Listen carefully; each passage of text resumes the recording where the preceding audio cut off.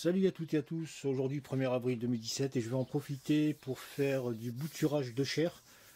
Donc il s'agit de deux variétés, la variété Autumn Leaves ou feuilles d'automne ainsi que la variété Shanghai. Elles sont pratiquement similaires, on verra les différences tout à l'heure. Alors pourquoi bouturer? Tout simplement parce que un plant de chair au bout de 3 à 4 ans, il commence à se ramifier. C'est-à-dire qu'au niveau de la tige, je vais vous montrer. Au niveau de la tige, vous voyez, il monte en tige. Donc à l'origine, on a de très beaux plants qui sont vraiment splendides. Ils s'étalent très bien. Ensuite, avec le temps, donc le tronc qui est très court va commencer à s'allonger et ça va ressembler à un palmier. Voilà, plutôt à ça, vous voyez, une structure en palmier. Donc ça devient assez moche et ça perd en esthétique. Donc le but de bouturer, c'est de reproduire des plants à volonté. Donc je vais partir sur deux variétés, comme je vous ai dit, la variété Shanghai et la variété Autumn Leaves. Pourquoi elles se ressemblent? Parce qu'elles ont les mêmes couleurs, elles sont pourpres toutes les deux. Vous voyez, donc ça c'est la Autumn Leaves et ça c'est la Shanghai. Vous voyez qu'en termes de différence, c'est très difficile à discerner, sauf qu'au niveau du feuillage, quand on a l'habitude, on a l'Autumn Leaves qui a des nervures un peu plus prononcées. Vous voyez, et au niveau de la forme donc des feuilles, on a des formes plus angulaires sur l'Autumn Leaves que sur la Shanghai qui a des formes plutôt arrondies. Sinon, c'est un peu dur à différencier. Sachant que là, avec le temps, elles ont perdu de leur splendeur. Elles sont plus d'un pourpre vif. Voilà. Mais le principe est le même, hein, ainsi que sur d'autres variétés de chair, comme la citronnelle, etc. Alors, bouturer, c'est très facile. On peut faire de deux manières différentes, même de trois manières différentes. La bouture par feuille, tout simplement en prélevant une feuille, une pousse assez nouvelle, hein, toute fraîche. Mais le problème, c'est que techniquement, il faut surveiller. C'est un peu plus long, un peu plus fastidieux. Le mieux, c'est soit de bouturer le tronc. Alors la particularité du tronc lorsqu'il se développe, c'est qu'il émet pas mal de petits rejets. Vous voyez ici, alors, je ne sais pas si vous allez bien voir, ce sont ces petits points rouges qui vont devenir des rameaux, des feuilles. Vous voyez ici, il y en a partout, surtout le pourtour du tronc. Alors c'est très simple de bouturer de cette manière. Je vais taper juste au-dessus, vous voyez, à l'horizontale ici. Pourquoi? Tout simplement pour essayer de ramasser le plus possible de pousses. Il y en a une ici, une ici. Bon, il y en a probablement d'autres qui vont jaillir. Et de planter ce petit bout de saucisson. Tout simplement, je le mets jusqu'ici. Et ne vous inquiétez pas, ou jusqu'au niveau des deux pouces que je vois. Voilà, je l'enfonce dans du terreau, ça pousse. Donc on peut saucissonner autant de fois qu'on veut. Mais le mieux, c'est toujours d'exploiter donc la partie RN. Pourquoi? Tout simplement parce qu'elle est disponible. Là, c'est très simple. Là, on a déjà le plan. Alors là, c'est la Autumn. Non, ça, c'est la Shanghai. Plutôt celle-là. Ouais, je suis perdu déjà. Autumn Leaves, ça, c'est la Shanghai Autumn Leaves. Donc, je vais prendre ici. Je vais couper la branche, tout simplement. Je vais en couper autant que je veux. Vous voyez, ça, c'est un seul plan qui s'est ramifié en 3 plans, comme ça, en trident. Donc là, j'ai un paquet de boutures. Hein, on peut en faire des dizaines. Voilà, je vous montre avec la Autumn Leaves.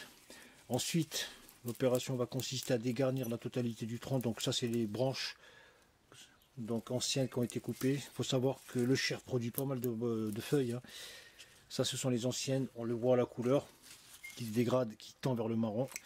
Donc on va couper un max de feuilles et laisser les nouvelles. Vous voyez, il y en a des dizaines qui vont jaillir. Donc il faut attendre environ une période de 35-45 jours. 35-40 jours pour avoir un système racinaire costaud. Donc les plus grosses, je les dégage. Il ne faut pas avoir peur parce que ça pousse très vite. Voilà, ce sont des plantes très belles. Franchement, quand vous les mélangez avec des plantes vertes, des œufs ou des hostas, la citronnelle se marie très bien avec le chair Shanghai ou le chair Autumn Leaves. Donc tout ça, on va laisser 2-3 petites feuilles qui vont faire panneau solaire, hein, pour la photosynthèse, tout ça. Pas plus. Puisque dans quelques jours, allez, on va laisser que les petites. Voilà, il ne faut pas hésiter à couper. Parce que c'est vrai qu'en tant qu'on n'est pas au début, on a toujours peur que ça ne reprenne pas. Mais c'est pas le cas avec les œufs. Donc c'est une plante rustique qui est très résistante à la température. Voilà, toute l'année, elle a son feuillage. Donc il peut faire moins 10, moins 15. Elle est très résistante. Alors, en termes de stockage, il faut la disposer. On peut la disposer directement au sol, dans un pot massif, peu importe. Par contre, en termes d'ensoleillement, il faut la disposer plutôt dans un endroit où il y aura une lumière indirecte parce qu'elle n'aime pas trop le soleil. Voilà, donc ombre, mi-ombre, et dans des sols relativement riches, humifères, drainants et riches, pour qu'elle soit à l'aise. Voilà, je vais laisser 2 panneaux solaires comme ça. Voilà, il ne faut surtout pas la mettre au soleil, surtout le chair citronnelle qui est très sensible au soleil, parce que le soleil lui crame les feuilles très rapidement, surtout que là l'été arrive et il va faire chaud. Donc mettez-la à la mi-ombre ou à l'ombre, avec un éclairage indirect, elle pousse très très bien. Et en termes d'arrosage, c'est pas la peine de l'arroser régulièrement, puisque c'est une plante assez résistante. Allez, je vais couper celle-là. Voilà, ça marche comme ça. Voilà, ça c'est le chair. Alors, feuille triangulaire, ouais, même moi je suis perdu là.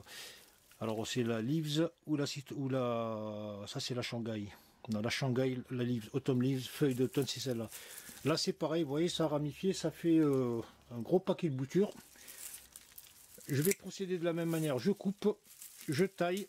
Voilà, on peut le faire à la main. Vous voyez qu'un plan, ça produit pas mal de boutures. Donc, vous faites comme ça ou vous saucissonnez.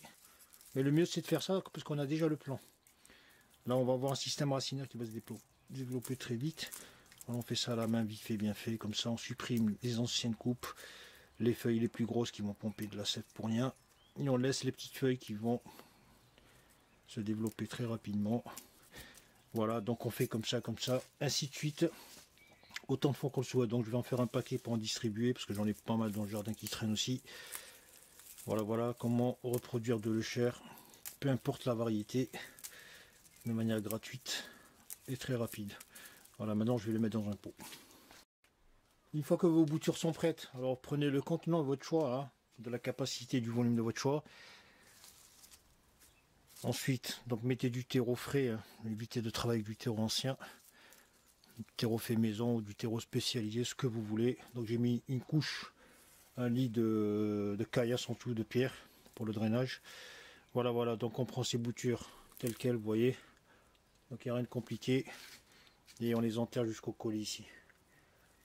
Pareil pour toutes, hein. Bon, le tronc est de taille différente d'une bouture à l'autre, mais c'est pas important, puisqu'ils vont tous s'adapter. Donc on enterre jusqu'ici à la partie rose ici. De cette manière, donc on n'a pas besoin d'outils. On vient tasser avec les doigts fortement de manière à chasser l'air et à bien compacter le sol pour bien fixer le plan. Ensuite, ouais, on espace tous les 8-10 cm. Donc des deux choses l'une, si vous partez sur une mise en pot définitive, donc choisissez le contenant, mettez-en 2-3 hein, suivant la taille. Bien sûr, vous pouvez faire des mix hein, avec d'autres variétés de chair ou d'osta. C'est pas interdit. Si vous partez sur du temporaire comme moi, parce que je vais pas toutes les exploiter, il y en a trop, je vais les distribuer dans pas longtemps. Voilà, donc vous pouvez faire comme ça. Voilà, donc l'arrosage, comme je l'ai dit, c'est pas la peine de l'arroser comme un malade. Le chair est résistante, il faudra juste préserver l'humidité du sol et disposer votre bac, hein, votre contenant à l'ombre, à l'extérieur hein, de préférence, de manière à ce qu'il y ait un peu d'air, tout ça, et de la lumière indirecte du soleil. Et vous allez voir que d'ici 35-40 jours, le système racinaire se sera développé, à partir de quoi vous pourrez les repiquer ou les laisser définitivement dans le contenant que vous avez choisi. Voilà, tout simplement, c'est tout simple. Hein. Voilà, donc si vous ne connaissez pas ces variétés de chair, je peux vous dire que c'est très très beau. C'est éclatant. Et ça apporte un peu de gaieté. Donc j'en ai coupé pas mal. Bon, on va serrer un petit peu. Voilà, tout simplement comment reproduire le chair. Et tous les 2 ans, pensez à refaire des boutures pour virer les anciennes et ainsi de suite.